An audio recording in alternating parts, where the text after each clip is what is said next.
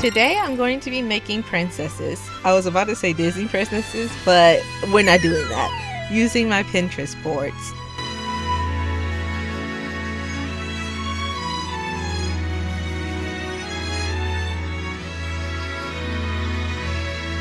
Okay, so the idea for today's video came from me just having an itch of wanting to draw some pretty princesses. I love fantasy, and I already had another Pinterest board dedicated to princess stuff, so I was like, let's just make a new one based off of a new OC. My first thoughts when I think of princess is pink, feminine, and dainty. These are the two picks that inspire our first princess and the main character of this new story I've created. Yet again, I don't have a name. Ottelia. That's what we're going. That's what we're calling her. I immediately fell in love with this hairstyle. The pink and long hair just screamed princess. As I was making thumbnail sketches and ideas for her, I thought, why does she have to be frail and dainty? Why can't she be dangerous? And that's what started it all. Ottelia is often frail and dainty, but is also the most dangerous being in her entire realm. Perhaps it's because her family was cursed a long time ago that she is like this, but she can turn into a monster at any moments she doesn't even know herself, and that's what makes her so dangerous. Woe to those who foolishly bring it out, for she sometimes can't control it. No one knows how or why she turns, they only know the aftermath, but only if they survive it.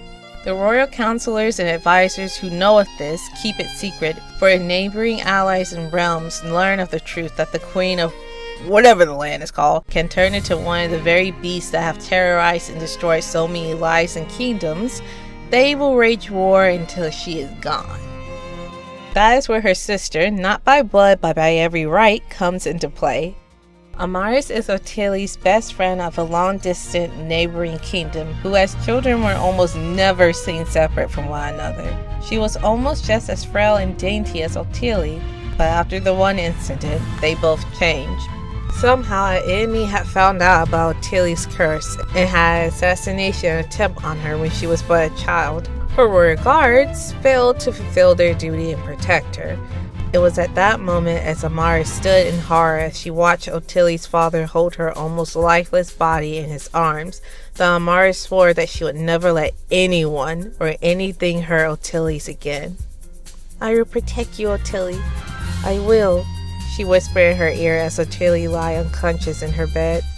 Amaris trained day and night, through rain and storms, heat and sickness, for years, until she became a knight in her own kingdom, until she became Ottelia's knight in sparkly armor. Amaris refused to have any other knight guard Ottelia, and she made sure she reminded everyone who doubted her capabilities of the royal guard's infamous failure. She fought every knight who was chosen to be Ottelia's personal guard, and she won every fight. Against her family wishes for their daughter to be an elegant lady and for marriage, not for a cold and violent woman who dons metal and wields a menacing claymore wherever she goes. She now stays with Ottelia as her personal guardian and confidant, keeping her close and safe. For now, at least.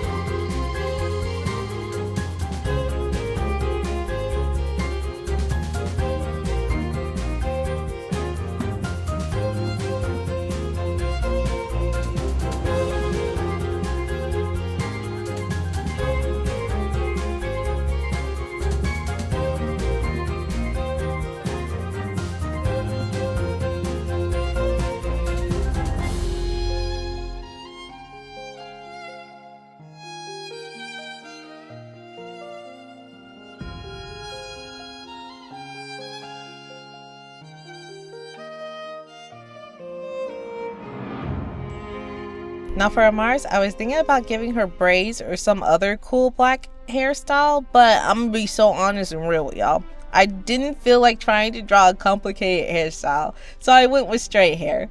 Now, it's not final, I may change it later, but for the sake of not spending so much time on this video, because I had already been making so many other sketches and thumbnails that I have just didn't show in this video, I made it simple. I knew I wanted to be short hair if I made it straight, so I went to search for something unique. I didn't just want some plain Jane short hairstyle. That's when I thought of that classy, rich vibe wave hairstyle of Marilyn Monroe.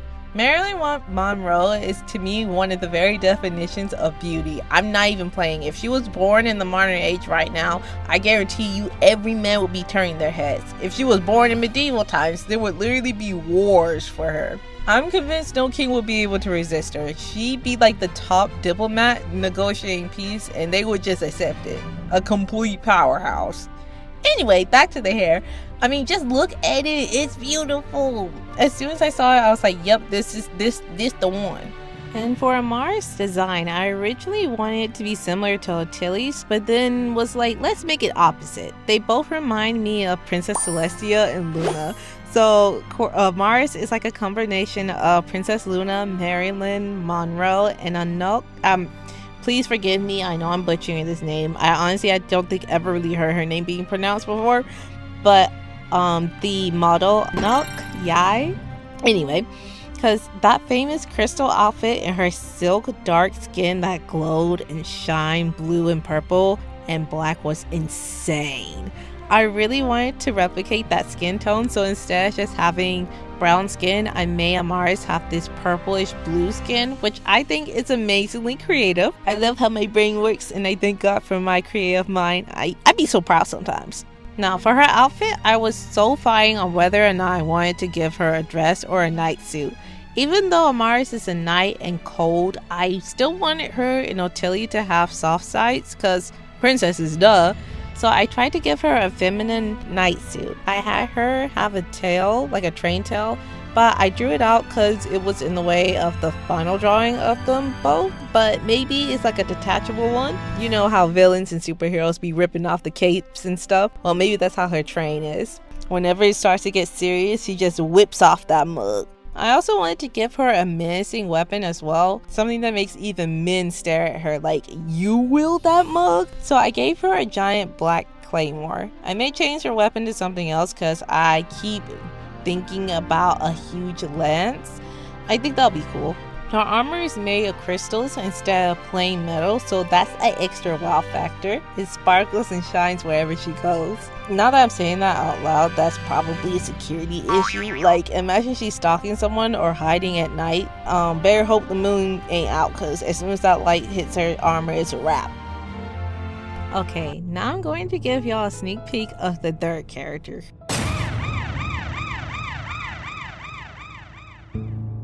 Who is in fact very essential main character, the Lost Prince. That's what I'm calling him. I also can't think of a name for him. He is, or rather was, the best friend of both Ottelia and Amaris when they were children. Blonde hair, blue eyes, he had sails in everything his hands touched. He was the talk of almost every kingdom as a future great king. His family comes from a long line of scale hunters that hunted the very beast that Ottelia turns into. But the young prince never knew of her curse. He only saw her as his closest friend, until he didn't. Still but a young teen, he walks into a room in the castle only to find his father's lifeless body and Ottelia beside it, with fangs for teeth and claws for hands. She was one of them, one of the very monsters his father and his father before him had trained the Lost Prince to kill. Ottelia cried and begged the Lost Prince to listen to her and to explain what had happened, but he didn't care. He didn't even hear her. You know what, let's call him Knox, because I don't want to keep calling him the Lost Prince. He didn't hear her say that his father had found out that what she was and had tried to kill her. He didn't hear her say that she begged him to not harm her. He didn't hear her say that she didn't mean to kill him, that she only acted out of self-defense. All he heard was nothing. But what he saw was every beast at the end of his blade, including Ottelia. It was then that guards and servants rushed into the room exclaiming there were beasts about, and Knox's mother screamed at the sight of her husband. Ottelia had already reformed back into her regular form by the time they came. "You," Knox whispered. "It was her. She did this. She's the beast." Knox shouted at the top of his lungs as he was dragged out the room. Everyone had thought he'd gone crazy at the sight of his father, but Knox knew what he saw, and his revenge would drive him into insanity. And that's, folks, how it all started. It's my rough outline. A royal trio of best friends who turn on each other for untold secrets. Well, one of them turns on the others. Or is it only one? I want him to be like this star golden boy from a child to when he's a teen, but when he finds out about what happened to his father because of Ottelia, then he slowly starts spiraling into a monster himself. My design for him is to lose his beautiful blonde hair. It'll turn brown, he'll grow a haggard beard, and his blue eyes. Oh, that's it! You know how I said how he has blue eyes? Well, not anymore. There's going to be a time when he actually tries to get rid of Ottelia, and she has no choice but to defend herself. It's at that time that she swipes at him with her claws, and they gnash at his eyes and blind him. Now he has silver eyes and a fat scar across his face. But wait, I'm not done yet. Now you may think it's over for our poor lost prince. He can't see anymore. He's going to be bedridden or castle ridden, however you say it. But no. Remember how I said his family comes from a long line of the most powerful hunters? Well, he uses the very skills that his father had taught him, and he uses them to the max. Now he sees with his sense of smell, sounds, touch, taste, and sense of surroundings. Think of Matt Murdock, aka Daredevil, and Toph. They're both blind, but you basically wouldn't have even noticed unless they told you. Heightened senses and keen awareness. That's also another point that he has to score with Ottelia. Girl took away his dad and his sight. And as a hunter, that's definitely a handicap, because if you can't see the monsters and animals you hunting, then they really hunting you. But his rage wouldn't let him pity himself and be a victim. Bro's turning into the Punisher for real. No hope, no sight at the end of the tunnel. LOL, sight, hit. I have to make a video of him in the future. I think that's all I have to say about this. Oh, one last thing. I'm trying to think if I wanted to add a little romance arc in the story. Well, at least in the beginning. Like maybe when they were kids, the prince had a little crush on Ottelia.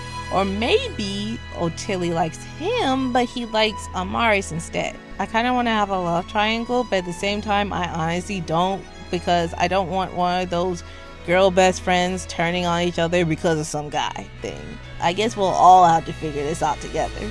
Anyhoozles, I want to thank whoever is still watching this for listening to me jabber along about my characters and story ideas. It really gives me such a relief to just say aloud all of my ideas to even just one person who will listen. It's like my little delusion of me actually publishing a book, even if I actually didn't do it.